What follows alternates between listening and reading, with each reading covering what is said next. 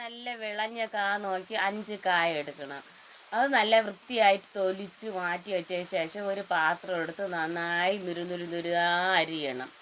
അരിഞ്ഞു വെച്ചതിന് ശേഷം നല്ലെണ്ണ 1/2 കിലോ എടുക്കണം. എടുത്ത് ചട്ടിയിൽ വെച്ച് നല്ലോണം തിളയ്ക്കണം. തിളച്ചതിന് ശേഷം ഒരു നുള്ളു ഉപ്പിടണം. ഉപ്പിട്ടിട്ട് ഈ അരിഞ്ഞു വെച്ചേക്കുന്ന കഷ്ണങ്ങളെല്ലാം ഓരോന്നായി പറക്കി ഇട്ട് കൊടുക്കണം.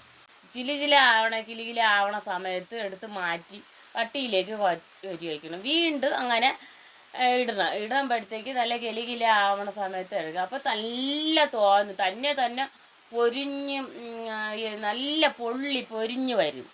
വിളഞ്ഞ കായ എന്ന് പറയുമ്പോൾ നല്ല ഉരുണ്ട് പരന്നിരിക്കുന്ന നല്ല സ്മൂത്തായിട്ട് നീളം കൂടിയ നല്ല കായ ഉണ്ട്. അത് വേണം വാങ്ങിക്കാറുള്ളത്. അല്ല ചുട്ടിച്ചുളുങ്ങിയ കായ വാങ്ങിച്ചു കഴിഞ്ഞാൽ വറുക്കുമ്പോഴത്തേക്ക് ഒരുമാതിരി കരിഞ്ഞ് കറുകറായിരിക്കും. മറ്റേ നല്ല കളറായിരിക്കും. മഞ്ഞ വറ്റലെന്ന് പറഞ്ഞാൽ നല്ല ക്ലിയർ.